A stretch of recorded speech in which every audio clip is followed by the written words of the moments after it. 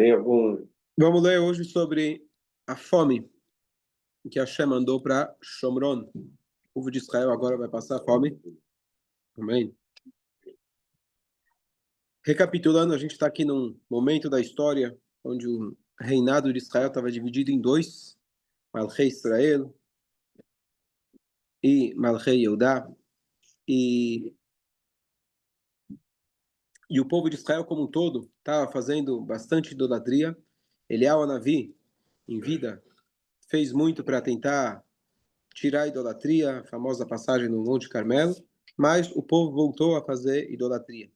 Então, a grande maioria do povo estava fazendo idolatria. Teve época que também largaram um pouco, mas a idolatria ainda era bastante, ela sempre acabava prevalecendo. E aqueles profetas do Baal que tinham sido mortos, inclusive lá na época de Eliyahu Hanavi, agora já tinha mais profetas do Baal, também de novo espalhados por todos os lados. Então, Hashem decretou 7 anos de fome no povo de Israel, esperando que assim o povo fizesse tshuva. 7 anos. Então, estamos falando aqui no reinado de Jehoram, que ele era o Malchei Israel, e Hashem, não só que fez parar as chuvas, vieram gafanhotos também. E é isso que a Torá fala para a gente, que se você servir outros deuses, Hashem não vai ter, literalmente, não vai ter chuva, não vai ter comida e etc. E começa desse jeito, e ainda Bnei Israel não captam a mensagem. Então, o primeiro ano de fome foi ainda suportável. Eles ainda tinham alguma coisa que sobrou. No segundo ano, eles ainda encontraram algum resto de produtos e algumas ervas selvagens. No terceiro ano, não tinha mais vegetação, e aí eles abateram os animais kasher que eles tinham. Se eles tivessem feito tshuva, já teria terminado. E aí, no quarto ano, não tinha mais animais kasher. Eles foram obrigados a pegar os animais não kasher, para sobreviver, cavalos, burros. No quinto ano, não tinha mais animais domésticos. Eles comiam répteis, etc., aquilo que se come lá em outros países, tá certo? Na Ásia. Ratos, cobras, etc. No sexto e no sétimo ano, aquilo se tornou completamente insuportável. E aí, muitos começaram a morrer, e aqueles que viveram estavam realmente extremamente famintos. E aqui chega e se concretiza uma das klalot que estão na Torá, que eles se tornaram até canibais. Deus nos livre, quando a fome chega no extremo, o ser humano é até capaz de pegar qualquer coisa para conseguir sobreviver, inclusive o canibalismo. E aí,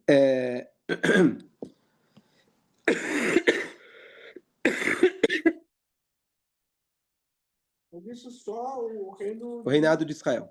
Do sul de Judá estava... É uma boa pergunta. Aparentemente lá... Podia migrar. Mas isso eles não iam fazer. E aí, o rei ainda, ninguém, não fizeram tshuva. Eles estavam com o coração endurecido. E aí Hashem mandou um inimigo do povo de Israel. Se 7 anos de fome não está sendo suficiente, então eu vou mandar para vocês uma guerra. Então ele pega o rei de Aram, que já apareceu antes para a gente, algumas vezes, aquele mesmo que tinha visto o poder do Elishá, etc., e Hashem endurece o coração dele. E o povo de Israel, fraco, sem comida, não tem como se defender de um inimigo. E a linguagem que a Torá usa é que uma cabeça de burro era vendida por 80 moedas de prata. A cabeça, que já não tem muita carne, ainda de um burro, que não é kasher e não tem nada, era vendido por 80 moedas de prata. E ainda não tinha lenha para eles conseguirem esquentar. Porque não tinha como trazer lenha de fora, porque agora a cidade já estava cercada. E aí, tem duas versões, se era o esterco do pombo ou o estômago do pombo. Eles estavam custando 5 moedas de prata. Se for o esterco, ele poderia alimentar uma fogueira. Se for o estômago, dentro do estômago tem restos, às vezes, de grãos. E por isso ele tinha um valor. E ele era vendido por 5 moedas de prata. Ou seja, chegou na pobreza máxima, onde um grão de comida custava muito caro.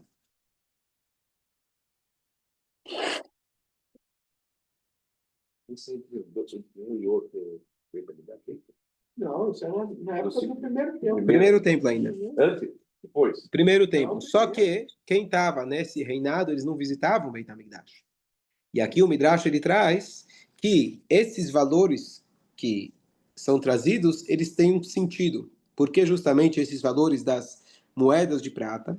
Então Hashem fala o seguinte: já que vocês estavam longe do Beit HaMikdash, isso por opção, não deles, mas dos avós deles, mas se afastaram do Beit HaMikdash por 85 anos. Então, vocês vão ter que pagar 85 moedas pela comida. 80 pela cabeça do burro e 5 pelo pombo, estômago do pombo. Certo? Então, tudo tinha um cálculo preciso. Você esperaria que agora, então, já está na hora de fazer chuvá. Mas quem está com o coração endurecido, ainda é difícil de fazer chuvá e enxergar que isso está vindo de Hashem. Pelo contrário, o que ele faz? Ele fica o rei de Israel, que teoricamente é o responsável pelo povo. Ele vira e fala, temos que achar um culpado. Quem é o culpado? O profeta. O profeta é Elisha, por que não? Tá certo? O profeta, ele é... Porque ele já, em outros momentos, ajudou até o inimigo. Lembra daquele general, certo? Ele até o inimigo ele ajudou. E para nós, ele não resolve? Ô, seu Rabino, faz alguma coisa aí, tá certo? Se mexe aí, você não tem poderes, você não é profeta, faz aí alguma coisa, tá certo? E aí,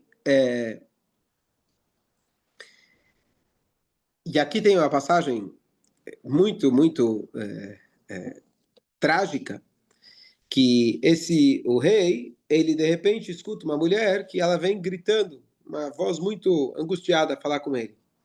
E ele pensou, bom, ela quer comida. E ela vira e fala, eu não tenho como te ajudar. Por que você vem pedir, que você vem pedir comida para mim? Se Deus, agora aparece Hashem.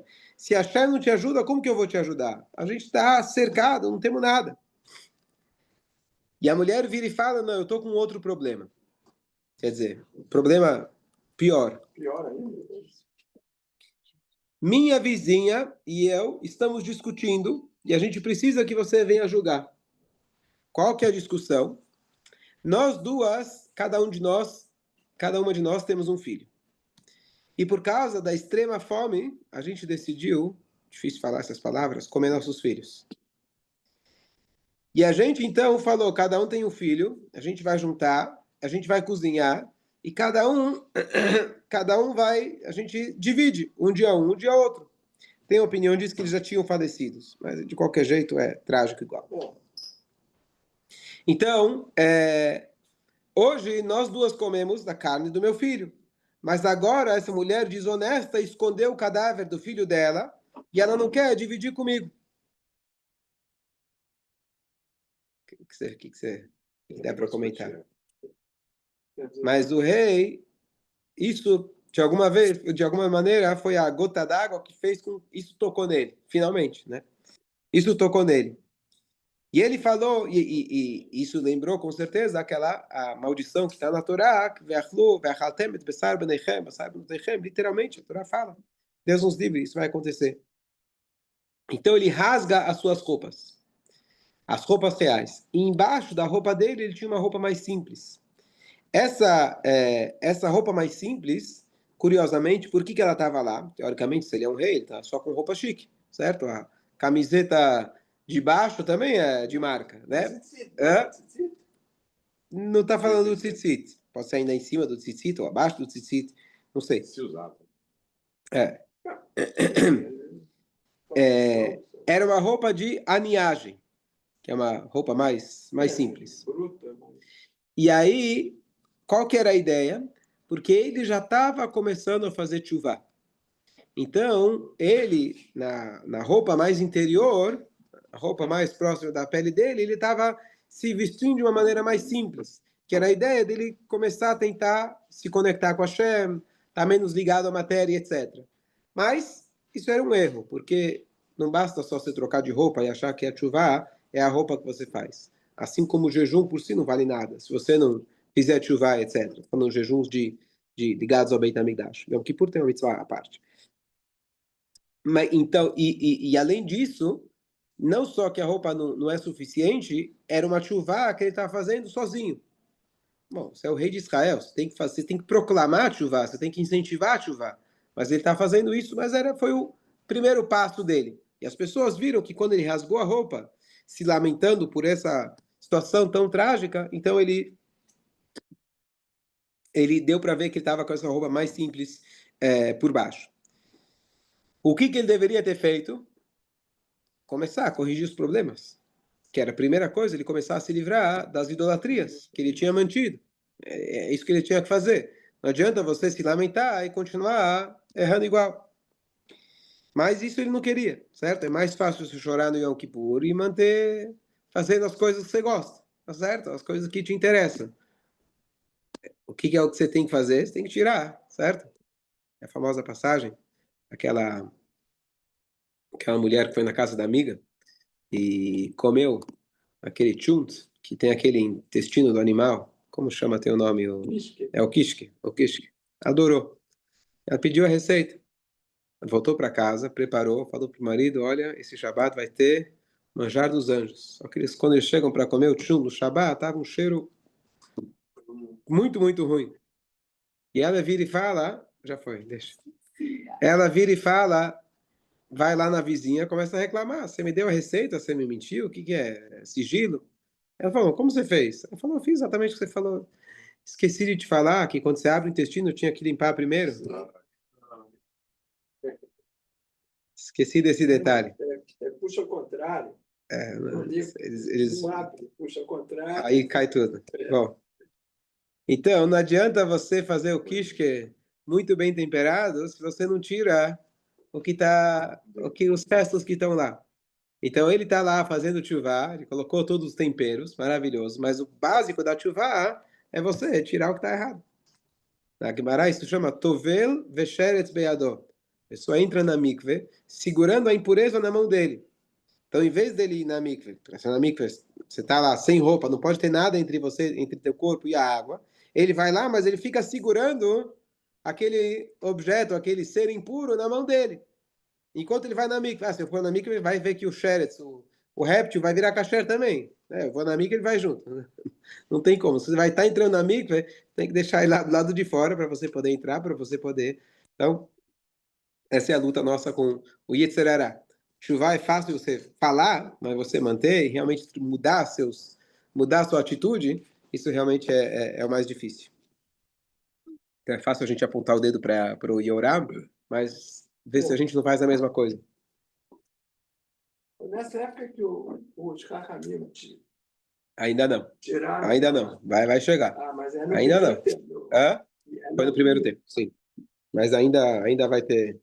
Ainda tem chão.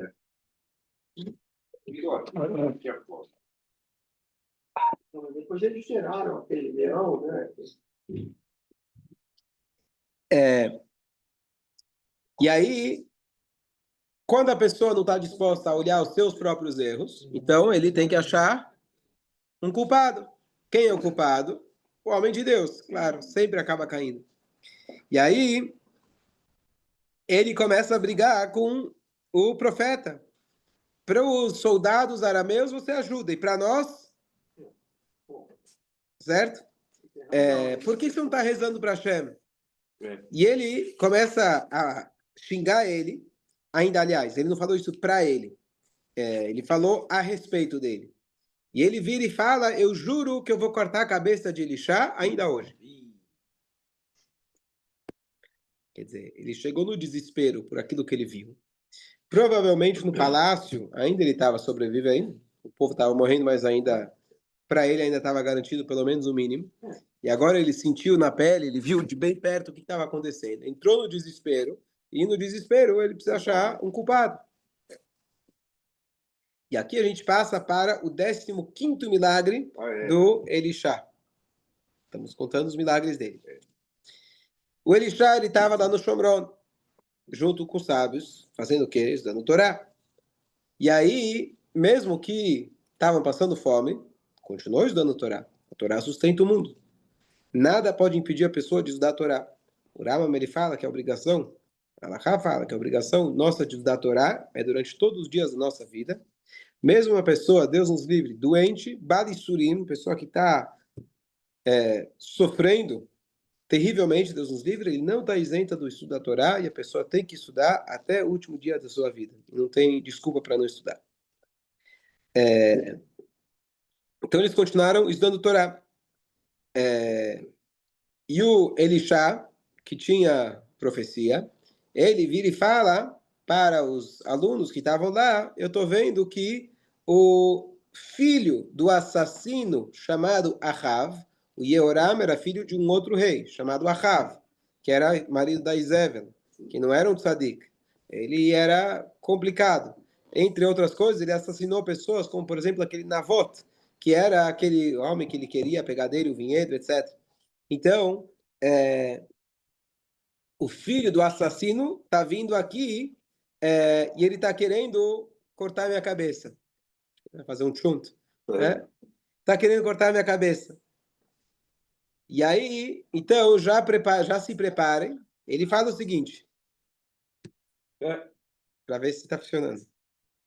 Quando o mensageiro chegar, ele vai mandar o mensageiro, você fecha a porta, tranca a porta e deixa ele do lado de fora, não deixa ele entrar. E aí, eu sei que o rei logo vai vir atrás dele. Eu quero esperar o rei chegar para que eu possa falar com o rei. Era uma coisa, uma coisa um pouco atípica, né, do profeta ter tanta profecia assim, saber que ele está chegando e etc., uma clareza tão grande, e ele fica no lugar dele, lá tranquilo, não foge. A gente vê que ele era navio, viu que ele ia ser pego, então ele foge. Aqui não, ele fica no lugar dele, sabendo que o rei está vindo cortar a cabeça dele, mas ele fica lá. Enquanto ele estava falando isso, o mensageiro chegou e eles fecharam a porta. Eles esperam, e aí, finalmente, o rei, ele de fato, ele aparece.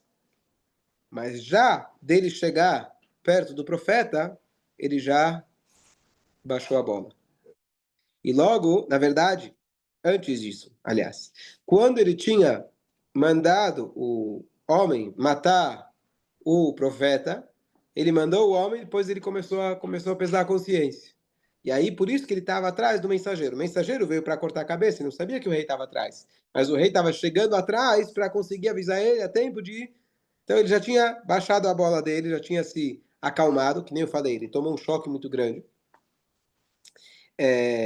E aí, ele chega até o profeta e ele fala, olha, tudo que eu disse antes foi por causa do meu desespero, esquece, não vale nada aquilo que eu falei, já tá. E também, para mim, está muito claro que isso está vindo de Hashem, porque, como a própria Torá diz, que a pessoa que não escuta as vozes de Hashem, etc., vai chegar nessas piores maldições. Que bonito. E agora ele fala, será que vai adiantar rezar para Hashem? Será que agora ele vai ter misericórdia? 7 anos de fome, já estamos aqui cercados, será que ainda dá tempo? A gente conhece a resposta, mas não é uma coisa que a gente pode levar com leveza e falar, bom, claro que Hashem sempre perdoa. Ele perdoa, mas não é uma coisa simples de você fazer o que você quer por tanto tempo e deixar, esperar que na última hora ele vai vir te resolver as coisas. Então, para um rei de Israel já abaixar a cabeça e falar isso publicamente, isso já é considerado algo bastante humilde, grandioso, e para ele, com certeza, foi muito difícil chegar nessas palavras. E aí, o Elisha, ele recebe a profecia imediatamente. Você vê que realmente aquilo que ele tinha pedido para o Eliyahu Navi, que ele pudesse fazer o dobro de milagres, e como eu falei agora, ele não fugiu, ele encarou, ele ficou lá, e Hashem falando com ele imediatamente, você vê que ele tinha um nível de nevoar muito avançado, muito avançado. E aí, ele vira e fala o seguinte, com profecia de Hashem, amanhã, nessa hora, igual como Hashem ele fala para o Paró, amanhã, nessa hora, a medida de trigo fino vai custar 1 shekel e a medida de cevada vai custar meio shekel no mercado de Shomron. É igual você dizer, quando a bolsa está lá, despencou, o dólar está lá em cima, e você fala, amanhã vai ficar 1 para 1. Você vai rir, não, é impossível, certo? Acho que aqui era muito, muito pior. Que aqui não tinha muita variável. Dependia da Nasdaq, dependia a terra, não tem o que comer.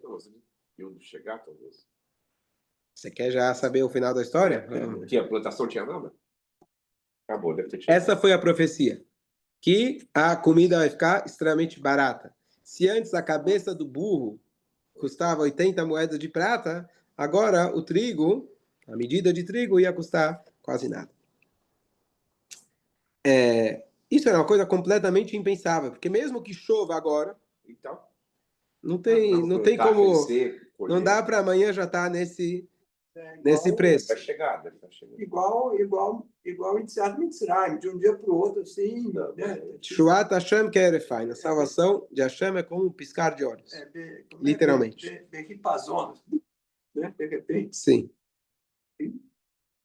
E aí, um dos oficiais lá do Yehoram, ele duvida. Ele começa a zombar do Navi.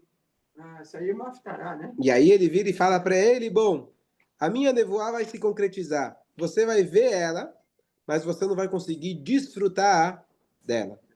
Assim ele vira e fala, porque você vai morrer antes. Zombou do Navi, já selou o destino dele. Como que isso vai acontecer? Então, é muito claro que a salvação de Hashem, além de ser imediata, ela normalmente não vem pelos meios que você imagina que ela vai vir. Ela vem por meios completamente inesperados. Muitas vezes para te mostrar que é Hashem que está fazendo as coisas. Então, vamos lembrar que a gente tinha aquele secretário do profeta chamado Gehazi com 3 filhos. Eles eram leprosos. Eles tinham recebido a maldição do profeta, que eles iam ser leprosos. O leproso, ele ficava fora do acampamento. E aí, eles falaram, eles pensaram, bom, a gente está aqui fora da cidade, estamos quase morrendo, está todo mundo morrendo de fome. Será que, pela situação da fome, a gente pode entrar na cidade, tentar achar uma comida, vou morrer de fome? Não posso porque eu sou Metzorá, mas o que eu faço? E aí eles estavam pensando, será que o povo vai deixar a gente entrar, não vai deixar a gente entrar? Aí eles pensaram, bom, a gente tem uma outra opção. A gente pode tentar com os inimigos e pedir clemência e ver se eles dão comida pra gente. Historicamente, e a gente já viu várias histórias, isso não é uma boa ideia. David Amelech foi procurar asilo nos inimigos mais de uma vez, e não foi um bom negócio, mas foi isso que eles pensaram. E na pior das hipóteses, se a gente for morto, ficar aqui a gente vai morrer igual. Então, já não tem mais muito o que fazer. Já é leproso mesmo. Então, Ve'arba Metzoraim, e aí a Haftará, e os 4 leprosos, eles saem da cidade, e eles vão para o acampamento do inimigo. O que é mais curioso ainda, que a salvação de Hashem veio de uma maneira inesperada e por pessoas inesperadas. Você não esperaria que o milagre viria através desses leprosos. Mas Hashem, ele usa quem ele quer para poder trazer a salvação. E eles pensaram, bom, vamos tentar entrar ao anoitecer, não vão reconhecer a gente, quem sabe vão pensar que nós somos soldados também, e vai dar certo. Eles chegam lá, entram, e ninguém impede eles. Eles escutam o barulho dos cavalos, mas eles não veem nenhuma pessoa. Eles veem que está tudo em silêncio. Alguma coisa tinha acontecido.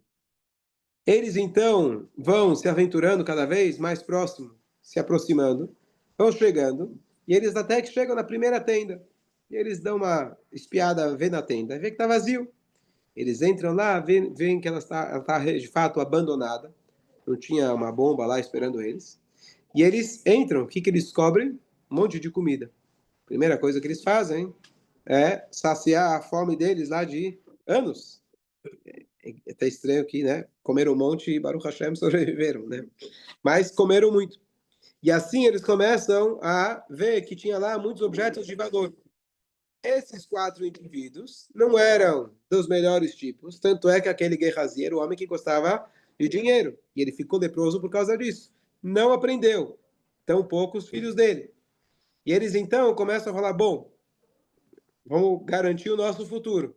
E eles começam a pegar tudo que é despojos, cada um preocupado consigo mesmo. Entre os 4, também cada um preocupado consigo mesmo. E aí eles começam a guardar, né, empacotar os itens. E aí eles falam, bom, vamos agora, vamos para a próxima. Vamos ver como que está a próxima. Eles vêm na próxima, que também tem muita coisa. E agora já começam a selecionar o que é ouro, o que é prata, o que vale a pena levar, o que não vale. Agora você já vê que tem tanto, você já começa a selecionar. E aí eles vão pegando as coisas que estão lá. O que tinha acontecido? Então Hashem, ele fez literalmente que o inimigo ficou com medo, ouviram barulhos, isso a gente já teve no Tanakh antes, uma história parecida, eles ouviram barulhos, lá tinham sido trovões, etc. Tem a história também na recente de Israel, que foi na 67, se não me engano, foram as bombas que faziam barulho, mas não faziam nada, como chama? Tem o nome. Faziam muito barulho no norte. Tem um relato lá de uma tropa egípcia, não sei o que. Não estou falando do Egito, estou falando da Síria. Não. Não, tem um relato que Sim. eles fugiram, saíram dos tanques e saíram Pode ser correndo. na Síria, pode ser na Síria, sim. Saíram correndo a pé, aí depois o que houve? Não sei o que, a gente viu cavalos voadores de fogo, Isso eu não sei o que. Tem um relato disso. Tem um relato. E aí eles ouvem barulhos e eles ficam com medo. E aí eles falam, bom, vai ver que os judeus contrataram um outro povo, chamado Hitim, e eles se aliaram a eles. E aí eles estão vindo com todo mundo. E eles saem correndo. Hashem colocou o medo no coração deles. E eles saem correndo, não dá tempo de levar nada embora. E eles deixam lá a comida deles. Eles tinham lá, era um campo de batalha, tinham levado muita comida. Tinham levado despojos, talvez, de outras guerras. Tinham lá dinheiro com eles. E eles pegaram o mínimo necessário e saíram fugindo. E foi aí, então, que esses Metzoraim tinham entrado e começaram a pegar esses despojos. E aí que eles pensam, bom, a gente está aqui se divertindo, comendo à vontade.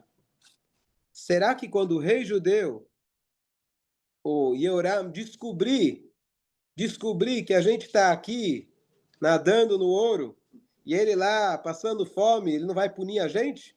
É melhor a gente contar para ele. Ou seja, eles não estavam com pena de ninguém e não estavam pensando nos outros. Então, ficaram com medo de serem flagrados ou alguma coisa acontecer com eles, então eles foram lá e foram avisar o rei de Israel. Mas simplesmente por medo da punição que eles eventualmente teriam. Não vou conseguir terminar a história por aqui, mas não foi por Hesed. Mas acho que só esse ponto aqui, apesar de tudo isso, Hashem usou eles para deles virem a salvação. Não sei porquê, mas pelo menos a mensagem que a gente tira é que Hashem, ele traz a solução, a salvação, no lugar menos esperado. Inclusive, quem lembra da passagem que Eliyahu Hanavi, os corvos traziam para ele comida que vinham da cozinha do rei Ahav, que queria matar ele. Completamente contra, né? Não faz sentido. Mas é assim, a salvação de Hashem vem de qualquer lado, é importante a gente confiar nele e saber que vem dele. Essa passagem